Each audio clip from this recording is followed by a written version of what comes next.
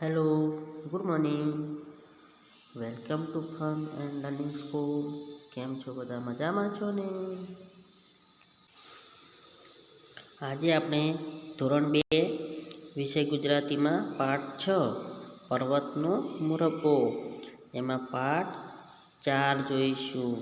તો આપણે આઈડિયલ બુકના પાના નંબર 13 ઉપર જોઈશું. કલ્લોલ ધોરણ 2 ગુજરાતી પર્યાવરણ આઈડિયલ બુકમાં આપણે પાના નંબર 13 ઉપર જોઈશું.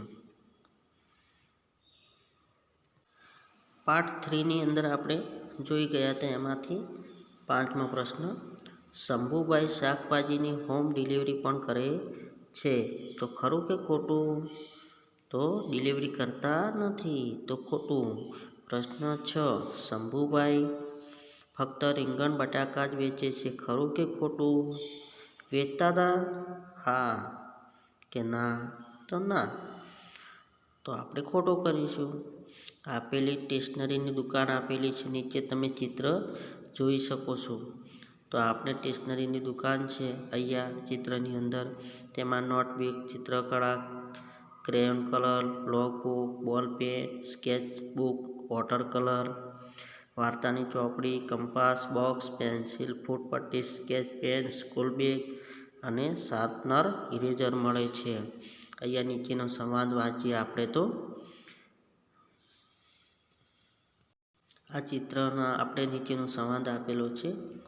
અર્ચના છે, પેન્સિલ આપો. દુકાનદાર કહે છે, કેટલા રૂપિયાવાળી? અર્ચના કહે છે, 5 રૂપિયાવાળી. કેટલા રૂપિયાની જોઈએ છે? 5 રૂપિયાવાળી.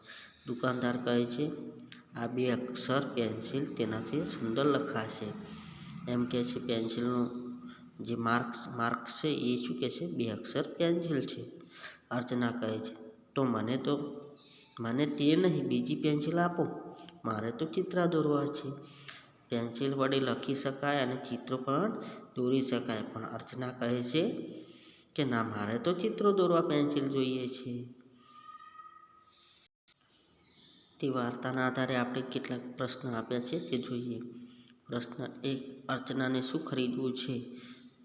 તો સાચું, એના પર ખરાની નિશાની કરો. પેન્સિલ ખરીદવી હતી ને, તો પેન્સિલના બોક્સની અંદર આપણે ખરું કરીશું. પ્રશ્ન 2, અર્ચનાને કેટલા રૂપિયાવાળી પેન્સિલ ખરીદવી હતી? તમને ખબર છે કે આપણે જોયું કે 5 રૂપિયાવાળી પેન્સિલ જોઈતી હતી, તો આમાં 5 ક્યાં છે? આ રહ્યા.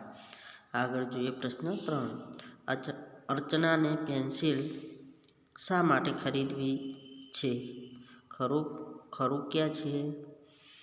ચિત્રો દોરવા માટે. તો અહીંયા આપણે ખરાની નિશાની કરીશું. પ્રશ્ન 4, શું આ સંવાદ વાંચી તમને હસવું આવ્યું? હા કે ના? કેમ? ચર્ચા કરો. આપણે હમણાં જ જોયું કે અર્ચનાને કહ્યું કે આ 2 અક્ષરવાળી પેન્સિલ, તો તે સારી પેન્સિલ હતી. હસવું આવ્યું કેમ? કે પેન્સિલ વડે ચિત્રો દોરી શકાય અને લખી પણ શકાય. પણ અર્ચના એવું સમજતી હતી ચિત્રો દોરવા માટે અલગ પેન્સિલ હોઈ શકે, તો તે હસવું આવ્યું. પાના નંબર 13 ઉપર જોયું. હવે પાના નંબર 14 ઉપર જોઈશું. આપણે જાણીએ છીએ કે દુકાનમાં ન મળતી વસ્તુના નામમાં તમને મનપસંદ રંગ પૂરવાનો. અહીંયા શાકભાજીની દુકાન આપી છે. એમાં શાકભાજીની દુકાનમાં શું શું હોઈ શકે અને શું ન હોઈ શકે? આપણે શાકભાજીની દુકાન છે, એમાં શાકભાજી હોઈ શકે, પેંડા હોઈ શકે નહીં. તો આમાંથી શાકભાજીની દુકાનમાં ન હોઈ શકે, તેમાં આપણે મનપસંદ રંગો પૂરવાના છે. એ જ રીતે બીજું શું ન હોઈ શકે? અહીંયા કોબી, દૂધી, અહીંયા પેન્સિલ ન હોઈ શકે, તો અહીંયા આપણે આમાં મનપસંદ રંગ પૂરીશું. કાકડી હોઈ શકે, મરચાં, કારેલા, ચોળી, ડુંગળી હોઈ શકે. દહીં ના હોઈ શકે. શાકભાજીની દુકાનમાં દહીં હોય ના હોય, તો આપણે તેને એમાં રંગો પૂરીશું. દૂધી, મૂળા અને ગાજર હોઈ શકે, તો આપણે આમાં મનપસંદ રંગો પૂરીશું. એ જ રીતે ફરસાણની દુકાન આપી છે, તો ફરસાણની દુકાનમાં ચવાણું હોઈ શકે, તીખી સેવ હોઈ શકે, ખમણ પણ હોઈ શકે, ચોકલેટ પણ હોઈ શકે. ચોકલેટ ના હોઈ શકે, તો એના પર આપણે શું કરીશું? રંગ પૂરીશું. પાત્રા હોઈ શકે, તો એમાં પણ રંગ પૂરીશું. ગાંઠિયા હોઈ શકે, દૂધ હોઈ શકે, દૂધ ના હોઈ શકે. સમોસા હોઈ શકે, ભજીયા, પાપડી, ઢોકળા, નોટબુક હોઈ શકે ફરસાણની દુકાનમાં? ન હોઈ શકે. ચોળાફળી ના હોઈ શકે, હોઈ પણ શકે, ન પણ હોઈ શકે. આપણે જે દુકાનમાં હોઈ શકે, ન હોઈ શકે એના પર આપણે શું કરીશું? રંગો પૂરીશું. મનગમતા રંગ પૂરીશું આપણે. એ જ રીતે આગળ જોઈએ, સ્ટેશનરીની દુકાન છે. શું છે? સ્ટેશનરીની અહીંયા દુકાન આપી છે. એમાં કેળા હોઈ શકે? ના. તો શું કરીશું? એમાં રંગો પૂરવાના છે તમારે મનપસંદ. પેન હોઈ શકે, પેન્સિલ હોઈ શકે, રબર હોઈ શકે, ક્રેયોન પણ હોઈ શકે કે ના હોઈ શકે? ન હોઈ શકે. એના પર આપણે શું કરીશું? ચોકડી મારીશું. રંગ પૂરીશું. રંગપેટી હોઈ શકે, ખાંડ ન હોઈ શકે. કંપાસ બોક્સ, નોટબુક હોઈ શકે. સ્ટેપલર હોઈ શકે, હળદર ના હોઈ શકે. ફાઇલ, ફૂટપટ્ટી, કાર્બન કોપી હોઈ શકે છે. ચાલો હવે આપણે આમાં જોયું કે જે ન હોઈ શકે એના પર તમે વિચારીને પણ કરી શકો છો. આના સિવાય જો દુકાનમાં ન મળતું હોય તો પણ આમાં નામ હોય તો તમે એના પર રંગો પૂરી શકો છો. હવે ભાષા જ્ઞાન. નીચેના કેટલાક શબ્દો આપ્યા છે. શબ્દ જોડીઓ વાંચો, સમજો અને આવી બીજી જોડીઓ બનાવવાની છે. અહીંયા આપણે જોઈએ કે પ્રકાશ, તો અહીંયા પ્રકાશ, પ્રવીણ, પર્વત, પર્વત. અહીંયા આપણે શું થાય છે? અહીંયા આપણે રનો રેપ થઈ જાય. કીર્તન, જો તો કીર્તન અને ર છે એ આપણું શું થઈ જાય? રેપ થઈ જાય છે. અમૃત અહીંયા તો નીચે થયું છે. દર્પણ, એ રીતે આપણે અહીંયા જોઈએ. આર્યન તો આર્યન, તરુપતિ તો તૃપ્તિ, તરુપ્રતિ એટલે તૃપ્તિ. એ જ રીતે આપણે અહીંયા લખીશું. પર્ણ તો પર્ણ, અર્ચના એટલે અર્ચના, કૃતિકા એટલે કૃતિકા, ગર્વ એટલે ગર્વ. અહીંયા સર્કલ એટલે સર્કલ, કૃપા એટલે કૃપા, તર્પણ એટલે તર્પણ. પાના નંબર 14 ઉપર જોયું. હવે આપણે પાના નંબર 15 ઉપર જોઈશું.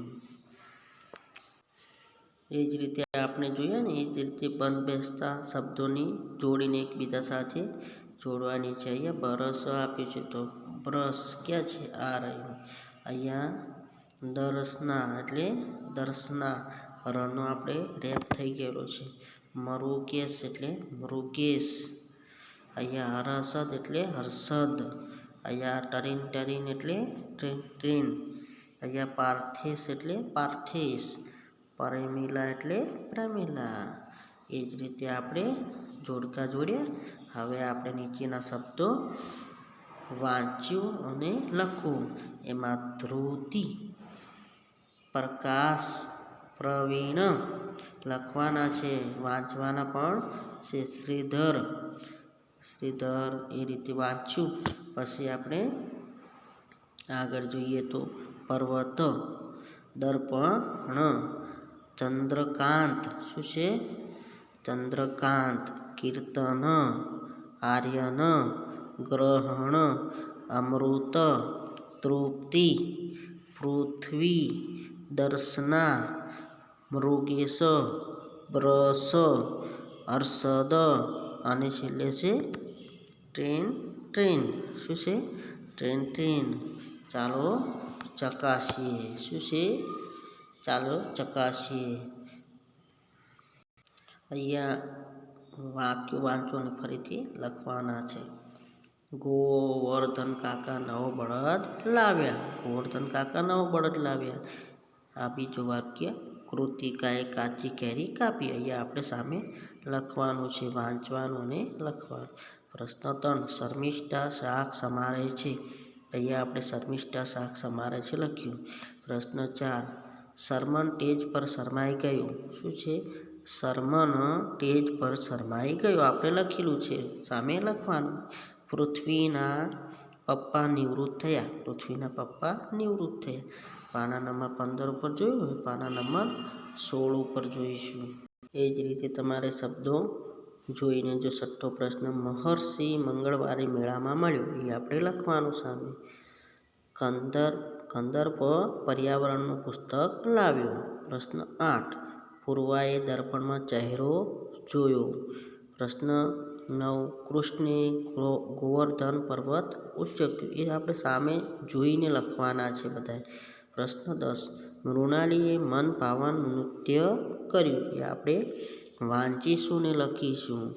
પ્રશ્ન 2 આપેલો છે અહીંયા. નીચેના શબ્દો સુધારી ફરીથી લખો અને વાંચવાના છે. અહીંયા આશીર્વાદ, તો આશીર્વાદ અહીંયા આપણે એનો રનો રેપ થયેલો છે ને એ ક્યાં લખવાનો છે? વા ઉપર લખવાનો. અહીંયા કૃત્રિમ, તો અહીંયા કૃત્રિમ લખ્યું, તો અહીંયા આપણે ક્રૂ કરી નાખ્યું. દર્શન, તો અહીંયા આ સાચું લખ્યું દર્શન, ન પર નહીં પણ દ ઉપર આવે છે. હર્ષદ, તો અહીંયા દ લખવો ભૂલી ગયા છીએ આપણે, હર્ષદ, અને સ ઉપર આપણે રેપ કરીશું રનું. પૂર્વ, તો અહીંયા વ પર આવશે. વૃક્ષ, અહીંયા આપણે રૂ કર્યું છે. ધર્મ, તો મ ઉપર કર્યું છે. નમ્ર, તો શું થાય છે? ન પર નને નહીં આવે પણ મને આવશે. ચલો આગળ જોઈએ. હવે વર્તન, તો અહીંયા ત પર આવ્યો છે. પ્રગતિ, તો શું કરીશું? એનો સાચો જવાબ લખેલો પ્રગતિ. આ પ્રગતિ, આ પ્રગતિ છે. ચલો આગળ જોઈએ. હવે અહીંયા આપેલો સંવાદ વાંચવાનો છે અને જવાબ આપવાના છે. આર્યન ફરસાણની દુકાને સમોસા ખરીદવા જાય છે. આર્યન ગરમા ગરમ સમોસા છે. દુકાનદાર ના ભાઈ, સમોસા ખલાસ, કચોરી છે, ખમણ છે અને ભજીયા છે.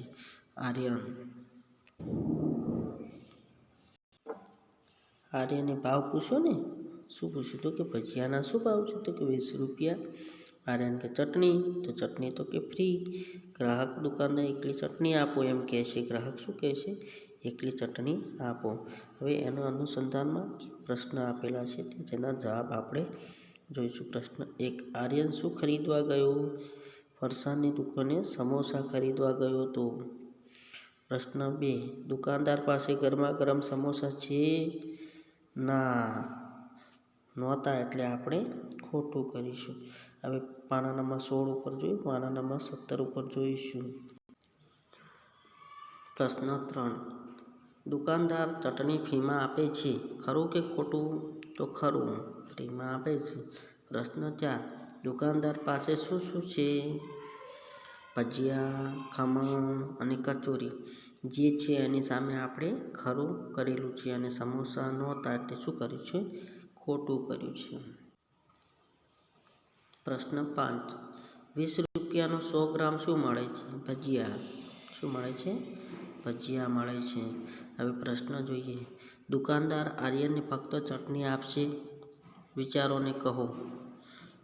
હવે આર્યને 100 ગ્રામ ગોટા સાથે ચટણી ફ્રી હતી, પણ તે એકલી ચટણી આપશે નહીં, તો મારો જવાબ ના છે. દુકાનદાર ભજીયાની સાથે ચટણી ફ્રી આપવાનું કહે છે, એકલી ચટણી આપશે નહીં. અહીંયા જોઈએ. દુકાનોમાંથી મળતી કોઈ પણ 2 વસ્તુ લખવાની. દવાની દુકાનમાં શું મળે? તાવની ગોળી મળે, શરદીની દવા મળે. પ્રશ્ન 2 સ્ટેશનરીની દુકાનમાં પેન્સિલ અને નોટબુક મળે. કપડાની દુકાનમાં પેન્ટ શર્ટ મળે. પ્રશ્ન 4 ફૂલની દુકાનમાંથી ગુલાબ મળે, હાર મળે. પ્રશ્ન 5 સોનીની દુકાનમાંથી વીંટી, લકી. આ મેં લખેલું છે. આમાં તમે તમારી જાતે પણ જે વસ્તુ મનગમતી હોય તે લખી શકો છો. પ્રશ્ન 4 બજારમાં જોવા મળતી કોઈ પણ 4 દુકાનોના નામ આપો. જય અંબે ફરસાણ, રાજર્ષિ મોબાઈલ, માનસિટી, મોડર્ન બુક, ભગવતી સ્ટેશનરી છે ને? હા, આપણે જોયેલી હોય તેવી દુકાનોના નામ અહીંયા લખવાના છે. મેં જોઈ છે એ નામ છે, તો તમે પણ તમારા નામ લખી શકો છો, દુકાનોના નામ. જો તમે દુકાનદાર બનો તો કઈ દુકાન બનાવશો, તેનું નામ શું રાખશો, તેમાં કઈ કઈ વસ્તુ રાખશો, આ પ્રશ્ન તમારે લખવાનો છે. હું ફરસાણની દુકાન બનાવીશ. દુકાનનું નામ જય અંબે ફરસાણ હાઉસ રાખી. ભજીયા, સમોસા, ખમણ, કચોરી, કાકડા, ગાંઠિયા, ફાફડા, ગાંઠિયા, જલેબી, પેડા જેવું રાખીશ. હવે તમે તમારો પ્રશ્ન અહીંયા તમારે લખી શકો છો. આઈડિયલ બુકમાં આપણે 6 પાઠ સુધી જોઈ ગયા છીએ. હવે આજનું આપણું વર્કશીટમાં આપણે આઈડિયલ બુકમાં લખીશું અને આપણે નોટબુકમાં પણ લખીશું. આ થયું આપણું હોમવર્ક થયું. તો આપણે નેક્સ્ટ પ્રકરણમાં જોઈશું.